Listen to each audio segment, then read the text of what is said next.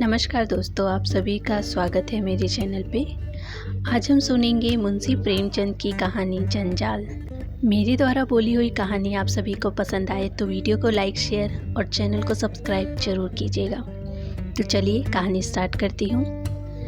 दबाने से इच्छाएं समाप्त हो जाती हैं, हमें इसमें संदेह है। संभव है कुछ मामलों में ऐसा होता हो, लेकिन प्राय सहनशीलता बंद हवा की तरह आंधी की पूर्व पीठिया हुआ करती है। पार्वती को अपने पति के साथ रहते हुए 5 साल से ज़्यादा हो गए, लेकिन उसने उनसे कभी कोई फरमाइश नहीं की। यदि वह कभी तभी जबान से या परोक्ष रूप से किसी गहने या कपड़े की चर्चा करती तो सुरेंद्रनाथ अत्यंत बेबसी के साथ कहते, मेरी आमदनी और खर्च का हिसाब तुम्हारे हाथ में है। यदि इसमें कोई गुंजाइश दिखाई दे तो जो चाहे चीज़ें बनवा लो। इससे अधिक प्रसन्नता की बात मेरे लिए क्या होगी कि तुम्हें गहनों में सजी देखूं। यह उत्तर सुनकर पार्वती सिर झुका लेती और सोचती कि मैं सारी उम्र यूं ही नंगी बुच्ची बनी बैठी रहूंगी। कभी सोचती कि यह खर्च न करूं, इस मद में कमी करूं, लेकिन चूल कभी ठीक नहीं बैठती थी। उसके पास पहले से भी जो गहने थे, लेकिन वह उन्हें भी कभी नहीं पहनती। त्योहार या उत्सव में भी वह प्राय सादी साड़ी पहनकर ही रह जाती थी। वह अपनी महरीन और पड़ोसनियों को दिखाना चाहती थी कि उसे गहनों की भूख नहीं, लेकिन यह इस समय अपने दुर्भाग्य और पति की निर्धनता की घोषणा थी। उसे रह रहकर विचार आता कि मेरे लिए सुरेंद्र जितना कुछ कर सकते हैं उतना नहीं करते। वे मेरी अनापत्ति और सीधेपन का नाजायज़ फ़ायदा उठाते हैं। निराश होकर वह कभी कभी सुरेंद्र से झगड़ना चाहती, झगड़ती, मुंह फेर कर बात करती, उसे सुनाकर अपने भाग्य को कोसती। सुरेंद्र समझ जाते कि इस समय हवा का रुख बदला हुआ है, बचकर निकल जाते। कभी कभी गंगा स्नान या किसी मेले से लौटकर पार्वती पर गहनों का उन्माद सा छा जाता। वह संकल्प करती कि एक बार मन की निकाल ही लूँ, जो 200-400 रुपये बचे हुए हैं उनकी कोई चीज़ बनवा लूँ। कल की चिंता में कहाँ तक मरूँ। लेकिन एक क्षण में उनका यह उन्माद उड़नछू हो जाता। यहाँ तक कि लगातार सहन करने के कारण उनकी सजने के शौक की इच्छाएं मरकर मन के एक कोने में पड़ी रहती। मगर आज 5 साल के बाद यह इच्छा जागृत हुई है। इसमें बेचैनी नहीं है, लेकिन बेचैनी से भी ज़्यादा दुखदाई उदासी है। पार्वती के छोटे भाई की शादी होने वाली है। उसके मायके से बुलावा आया है। इस समारोह में भाग लेना जरूरी है। गहनों का पहनना आवश्यक हो गया है। इस अवसर पर सुरेंद्र भी अपनी व्यवस्था का बहाना न कर सके। इस समय यह उपाय भी सफल होता दिखाई नहीं दिया। शाम के समय सुरेंद्र बाहर से लपके हुए आए। उनका चेहरा चमक रहा था। उन्होंने पार्वती के हाथ में एक पोटली रख दी। पार्वती ने खोलकर देखा तो पोटली में एक जड़ाऊ कंगन, एक चंद्रहार और झुमके दिखाई दिए। पार्वती कुछ सहम सी गई। उसे सपने में भी उम्मीद नहीं थी कि सुरेंद्र उसके लिए इतनी और ऐसी कीमती चीज़ें लाएंगे। खुशी के बदले एक व्याकुलता, एक भय का अनुभव हुआ। वह डरते डरते बोली, यह कितने के हैं? सुरेंद्र बोले, पसंद तो है ना? पार्वती, पहले दाम तो बताओ। सुरेंद्र, 400। पार्वती, सच? सुरेंद्र, मेरे पास और रुपए कहाँ थे? पार्वती, उधार तो नहीं लेने पड़े? सुरेंद्र, नहीं, उधार क्यों लेना? पार्वती, तब पसंद है। सुरेंद्र ने वास्तविकता छिपानी चाहिए थी, लेकिन अपने विशाल हृदय का बखान किए बिना न रह सके। सोचा कि इन्हें क्या पता चलेगा कि इसके लिए इस समय कितने बोझ के नीचे दबा जा रहा हूँ। बोले, सच सच कह दूँ, 1200 लगे। पार्वती ने पति को तिरस्कार की दृष्टि से देखते हुए कहा, तो इतनी चीज़ें लाने की क्या ज़रूरत थी? दानवीर जैसी लापरवाही के साथ सुरेंद्र बोले, एक मुद्दत के बाद जब जेवर बनवाने लगा तो कंजूसी करने बैठता। शर्म भी तो कोई चीज़ है। पार्वती ने पति की ओर कृतज्ञता की दृष्टि से देखा। उसमें कुछ प्यार की झलक थी, कुछ शिकायत की, कुछ गर्व की, कुछ परेशानी की। उसने और अधिक प्रश्न न किए कि कहीं कोई ऐसी बात कानों में न पड़ जाए जिससे इन गहनों को वापस कर देना ही जरूरी हो जाए। जिस व्यक्ति की हलक में प्यास के कांटे पड़े हुए हो, वह यही नहीं पूछता कि बर्तन कैसा है और पानी किसने भरा है। एक हफ्ते तक पार्वती एक दूसरी ही दुनिया में रही। उसके अंदाज में एक शान, बातों में अभिमान और चेहरे से अमीरी झलकती थी। कितने ही ऐसे काम जिन्हें वह पहले निसंकोच कर लिया करती थी, अब उसे दूभर लगने लगे। यहाँ तक कि अपनी नन्ही बच्ची तारा को गोद में लेते हुए भी उसे अपने कपड़े मैले होने की आशंका होने लगती। लेकिन वह स्वयं अपने व्यवहार में आए इस परिवर्तन से अनजान थी।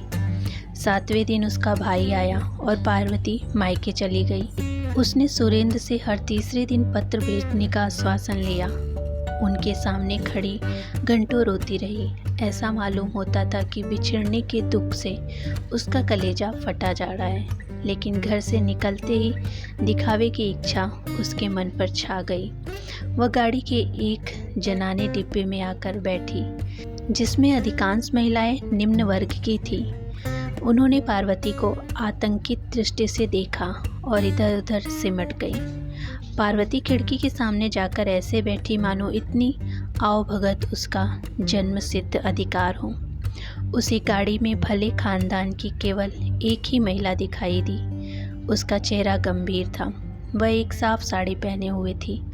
पैरों में स्लीपर थे, हाथों में चूड़ियाँ, लेकिन शरीर पर गहनों के नाम पर एक तार तक न था। वह निम्न वर्ग की कई महिलाओं के बीच हाथ पांव सिकोड़े बैठी हुई थी। मन ही मन पार्वती ने कहा, निसंदेह सुंदर महिला है, लेकिन सम्मान कहाँ? कोई बात भी हो तो नहीं पूछता। एक कोने में दबी बैठी है। शरीर पर 4 गहने होते तो यही सब ऊंची महिलाएं इसका सम्मान करती। नीचे फर्श पर पार्वती के निकट ही एक गरीब महिला बैठी हुई थी। उसकी गोद में एक बच्चा था जो रह रहकर इतने जोर से खांसता और चीख मारता कि पार्वती मन ही मन जुझलाकर रह जाती। जब उसने रहा न गया तो वह उससे महिला से कहा, तुम दूसरी पटरी पर जा बैठो। इस लड़के के खांसने से मुझे नींद नहीं आ रही। गरीब महिला ने पार्वती की ओर आश्चर्य से देखा और धीरे से सरक गई। रात आंधी से अधिक बीत गई थी। खिड़कियों से ठंडी हवा आ रही थी। गरीब महिला ने खिड़कियां बंद करनी चाही तो पार्वती ने आदेशात्मक स्वर में कहा, नहीं, रहने दो, मुझे गर्मी लग रही है। धीरे धीरे बच्चे की खांसी बढ़ने लगी। कुछ देर तक तो वह चिल्लाता रहा, फिर उसका गला पड़ गया। उसने दूध पीना छोड़ दिया। सामने बैठी सीधी सादी महिला कुछ देर तक तो बच्चे को देखती रही। फिर उसने उस गरीब महिला के पास आकर बच्चे को गोद में ले लिया। बच्चे की हालत खराब थी। सीने पर बलगम जमा हुआ था। लगता था कि निमोनिया की शुरुआत है। उसने फौरन अपना बक्स खोलकर उसमें से एक दवा निकाली और हवा से बचाकर बच्चे के सीने पर हल्के हाथ से मसलने लगी। फिर दूसरी शीशी से 1 चम्मच दवा निकालकर बच्चे को पिलाई। गाड़ी की सब महिलाएं आकर बच्चे के निकट खड़ी हो गई। निरंतर 1 घंटा तेल मालिश करने के बाद उस भली महिला ने अपने बक्से में से एक फौला लैन का टुकड़ा निकालकर बच्चे के सीने पर बांध दिया। बच्चा सो गया। वह रात के 3 बजे तक बच्चे को गोद में लिए 1-1 घंटे पर दवा पिलाती रही। बच्चे ने दूध पीना शुरू किया। उसके गले की घरघराहट रुक गई और वह मौत के फंदे से निकल आया। बच्चे की माँ अपनी उपकारिणी के पांवों पर गिर पड़ी और रो रो कर उसे धन्यवाद देने लगी। इलाहाबाद में पार्वती और सीधी सादी महिला दोनों उतरी। पार्वती का भाई आकर कूलियों को पुकारने लगा। जब कोई कूली न आया तो पार्वती को ही अपने संदूक, बिस्तर आदि उतार उतार कर भाई को देने पड़े। उसकी रेशमी जैकेट चिरक गई। उधर उस गंभीर सीधी सादी महिला ने जैसे ही अपना बिस्तर उठाया तो लपक कर एक महिला ने उसके हाथों से बिस्तर ले लिया।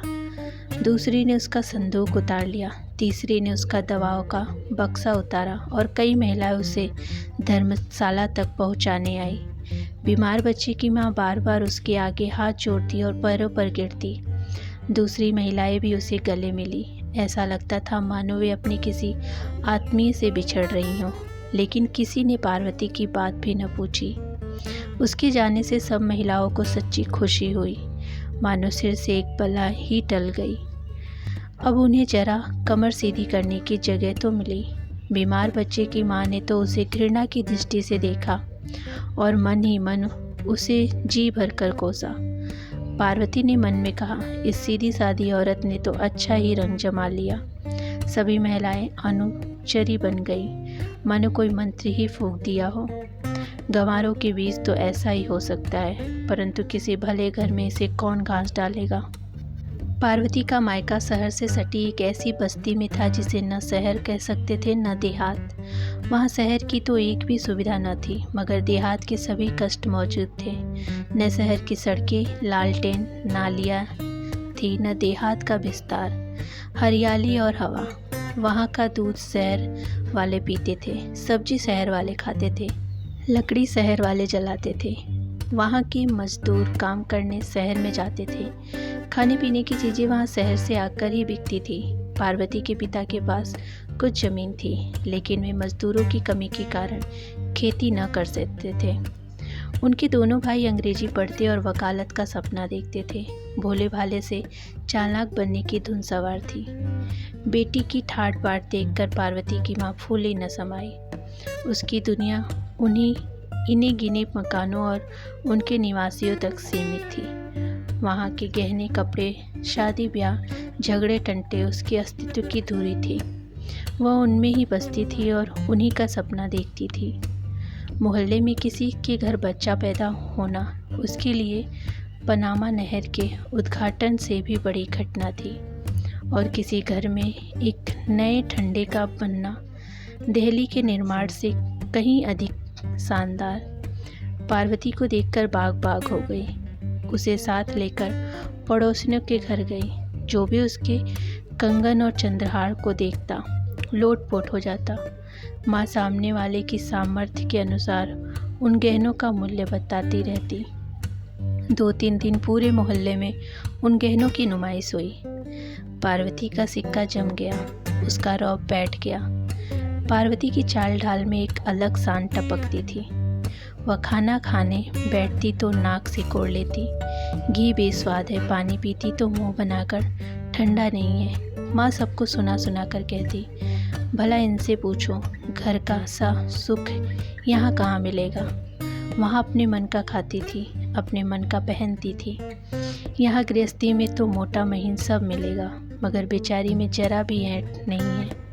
वही पुराना स्वभाव, वही अल्हड़पन। पार्वती की बिटिया तारा पूरे मोहल्ले की गुड़िया बनी हुई थी। सभी छोटे बड़े उसे गोद में उठाते और प्यार से चूमते। कोई कहता बेटिया हंसी हमको दे दो, तो तारा तोतली बोली में कहती हमारी है। कोई पूछता बेटी ये कड़े किसने बनवाए, तारा कहती मेले बाबूजी ने। शादी का दिन निकट आ गया। रस्म रिवाज होने लगी। मोहल्ले की औरतें बन संवर कर आने लगी, लेकिन पार्वती उन सब की रानी लगती थी। सभी औरतों की दृष्टि उसे कंगन, चंद्रहार और झुमकों पर ही टिकी रहती। सब उससे दबती, उसका लिहाज करती, उसकी हाँ में हाँ मिलाती। पार्वती को यह सम्मान केवल अपने गहनों के बल पर ही मिल रहा था। बारात चलने के लिए न्योते में सुरेंद्रनाथ भी आए।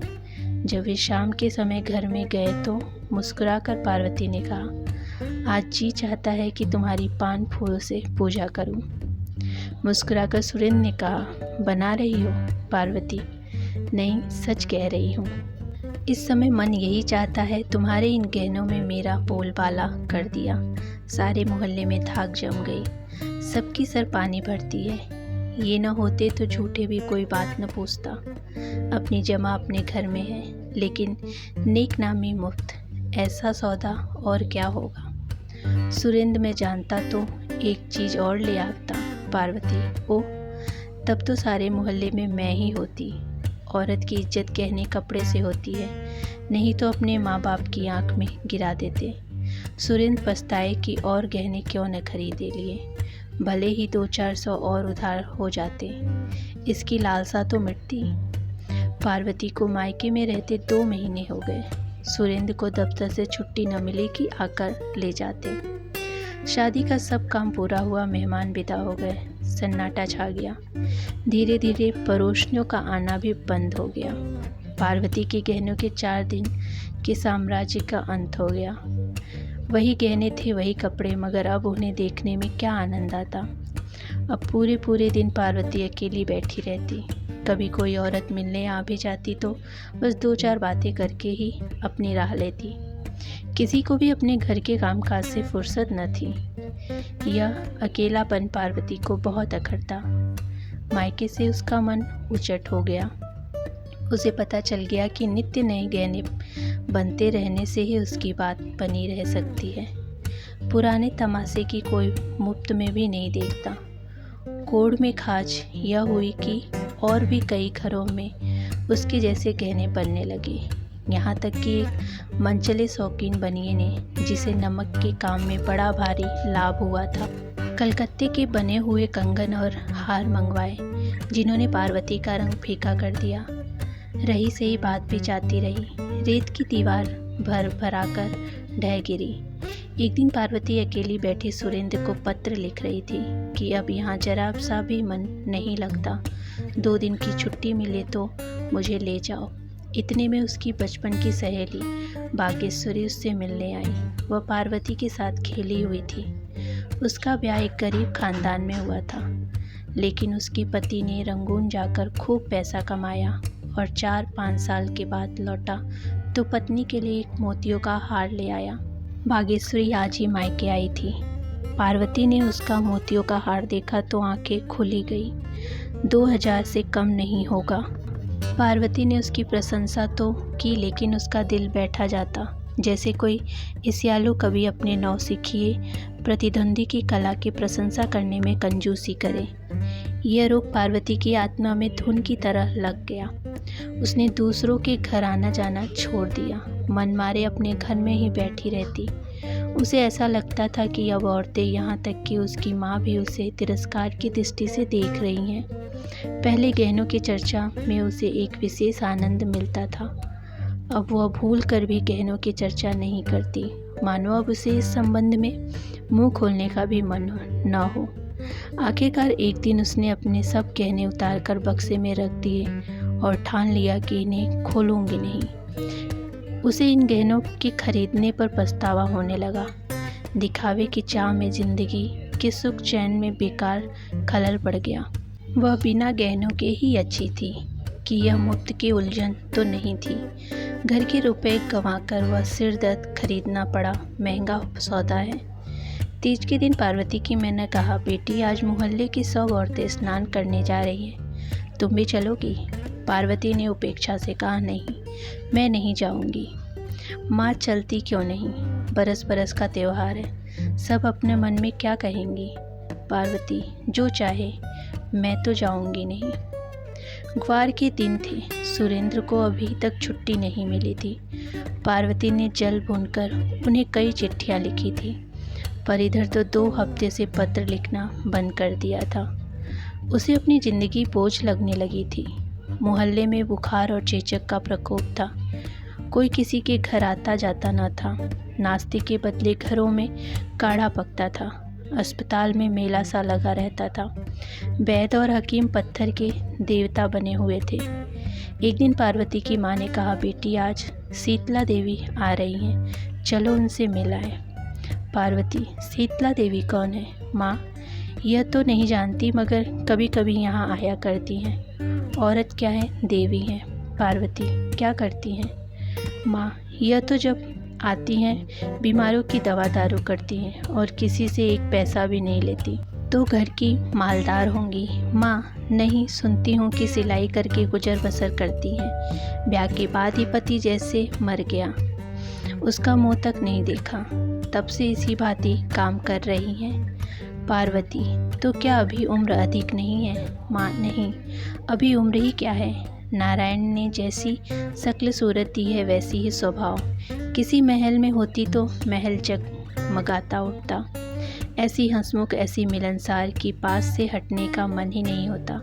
जब तक यहाँ रहती हैं भीड़ लगी रहती है, पूरा मोहल्ला घेरे रहता है। इतने में मेहरी ने आकर कहा, बहू जी, शीतला देवी आई हैं और पाठशाला में बैठी हुई लड़कियों से कुछ पूछ रही हैं। कई लड़कियों को तो इनाम भी दिए हैं। मैं भी चाहती हूँ ज़रा दर्शन कराऊँ। माँ ने कहा, रितु पानी तो भर दे, न जाने कब तक लौटेगी। महरी, अभी लौट आती हूँ, कहीं ऐसा ना हो कि चली जाए। महरी के जाने के 1 घंटे बाद पार्वती की वही मोतियों के हार वाली सहेली आकर बोली, चलो बहन, शीतला देवी से मिलाएं। मोहल्ले की सभी औरतें जा रही हैं। पार्वती को भी उत्कंठा हुई। तारा को एक अच्छी सी फ्रॉक पहना दी, परंतु स्वयं वही सादी सी साड़ी पहने हुए शीतला से मिलने चली गई, गहने नहीं पहने। जब दोनों सहेलियां पाठशाला में पहुंची तो औरतों और बच्चों की भीड़ जमा थी। शीतला देवी जमीन पर बैठी हुई बच्चों को देख रही थी और बक्स से निकाल कर दवा देती जाती थी। मानो पेड़ों की छांव में एक उजला कुंड था, वैसा ही मौन, गंभीर, शांतिमय और सुंदर। शीतला की आंखों में एक चिंताकर्षक पवित्रता झलक रही थी। पार्वती ने उसे पहचान लिया। यह वही सीधी सादी औरत है जिसे उसने गाड़ी में देखा था। पार्वती ने देखा कि इस औरत के सामने मैं कैसी निकृष्ट हूँ, और कुछ मैं ही नहीं, मोहल्ले की वे सभी औरतें जो गहनों से गोड़नी की भांति सजी हुई हैं, इस औरत के सामने सेविकाओं की भांति खड़ी हैं। यदि ये सभी अपने को सोने से मढ़वा ले तो भी क्या इनका ऐसा सम्मान हो सकता है? इससे बात करके कौन निहाल नहीं हो जाता? और जो बीमार है वे तो मानो बिना दाम के ही गुलाम है। सचमुच इसी का नाम सम्मान है। यह क्या कि चारों ओर औरतें आवे और आंखें मटका कर हमारे गहनों का बखान करने लगे, मानो हमारा शरीर नहीं बल्कि गहनों की नुमाइश का मैदान ही हो। आज से 1 महीना पहले शायद इस प्रकार के विचार पार्वती के मन में न उभरे, लेकिन आजकल गहनों से उसका मन फिरा हुआ था। सामान्य रूप से दार्शनिक विचारों में मूल में निराश और उदासी ही होती है। पार्वती चित्रलिखित सी खड़ी शीतला देवी का तौर तरीका, बात करने का ढंग और आत्मीयतापूर्ण व्यवहार ध्यान से देखती रही। वह सोचती थी, यह औरत कितनी सुंदर है, लेकिन इसके साथ ही इच्छाओं से कितनी मुक्त है। मैं सम्मान की भूखी हूँ, लेकिन मैं जैसे सम्मान समझती थी वह यथार्थ से कितना दूर है। मैं अभी तक छाया के पीछे ही भाग रही थी। आज उसका वास्तविक रूप दिखाई दिया। जब शाम ढल गई और भीड़ छटी तो शीतला देवी की दृष्टि पार्वती पर पड़ी। वह उसे तत्काल पहचान कर बोली, बहन, तुम्हें तो मैंने रेलगाड़ी में देखा था। पार्वती ने कहा, हाँ, उस दिन मैं यहाँ आ रही थी। शीतला देवी ने पार्वती को सर से पांव तक देखा, फिर उसकी सहेली बागेश्वरी की ओर प्रश्नवाचक दृष्टि से देखा। मुस्कुराकर बागेश्वरी ने कहा, कुछ दिनों से गहने नहीं पहनती। शीतला, क्या गहनों से नाराज हैं? बागेश्वरी, इनका मन ही जाने। पार्वती, आप भी तो नहीं पहनती। शीतला, मुझे मयस्सर ही कहा, मैं तो भिखारिन हूँ, बहनों की सेवा करती हूँ और पुण्य के मार्ग में वे जो कुछ देती हैं उसी से अपना पेट पालती हूँ। पार्वती, मुझे भी अपने जैसी भिखारिन बना दीजिए। शीतला देवी हंसकर उठ खड़ी हुई और बोली, भीख मांगने से भीख देना बहुत अच्छा है। रात में जब पार्वती लेटी तो शीतला देवी का चमकता चेहरा उसकी आंखों से नाच रहा था, जो उसके मन को खींचने लेता। उसने सोचा, क्या मैं भी शीतला देवी बन सकती हूँ? तत्काल सुरेंद्र उसके सामने आकर खड़े हो गए। तारा रो रो कर उसकी गोद में आने के लिए मन चलने लगी। जीवन की इच्छाओं की एक बाढ़ ही उठ खड़ी होकर टक्कर मारने लगी। नहीं, शीतला देवी बनकर मेरे वश में नहीं है, लेकिन मैं एक बात कर सकती हूँ और वह है अवश्य करूँगी। और 1 सप्ताह में पार्वती अपनी ससुराल आ पहुँची। सुरेंद्र ने उसका मुरझाया मुँह देखा तो आश्चर्य से बोले, गहनों से रूठ गई क्या? पार्वती, पुराने हो गए, नए बनवा दो। सुरेंद्र, अभी तो इन्हीं का हिसाब चुकता नहीं हुआ। पार्वती, मैं एक उपाय बताती हूँ, इन गहनों को वापस कर दो। वापस तो हो जाएंगे। सुरेंद्र, हाँ, बहुत आसानी से। इन 2 महीनों में सोने का भाव बहुत चढ़ गया है। पार्वती, तो कल वापस कराना। सुरेंद्र, पहनोगी क्या? पार्वती, दूसरे गहने बनवाऊंगी। सुरेंद्र, और रुपए कहाँ हैं? पार्वती, उन गहनों में रुपए नहीं लगेंगे। सुरेंद्र, मैं तुम्हारा मतलब नहीं समझा। पार्वती, ये गहने जी के जंजाल है, इनसे मन भर गया, इन्हें बेचकर किसी बैंक में जमा कर दो। हर महीने मुझे उसका ब्याज दे दिया करना। सुरेंद्र ने बात हंसी में उड़ानी चाहिए, लेकिन पार्वती के हाव भाव से ऐसा दृढ़ संकल्प प्रकट होता था कि वे उस विषय में गंभीरता से विचार करने पर विवश हो गए। दूसरे महीनों में शीतला देवी के नाम पर 12 रुपये का एक गुमनाम मनी ऑर्डर पहुंचा। कूपन में लिखा था, यह तुच्छ धनराशि स्वीकार कीजिएगा। ईश्वर की इच्छा हुई तो यह धनराशि स्थायी रूप से प्रतिमाह मिलती रहेगी। आप इसे जिस भांति चाहें खर्च करें। अब से दुआएं ही मेरा आभूषण होगी। ये धातु के टुकड़े तो जी के जंजाल हैं। इससे मेरा मन भर गया। तो दोस्तों, ये थी मुंशी प्रेमचंद की कहानी जंजाल। कहानी वास्तव में बहुत ही अच्छी थी।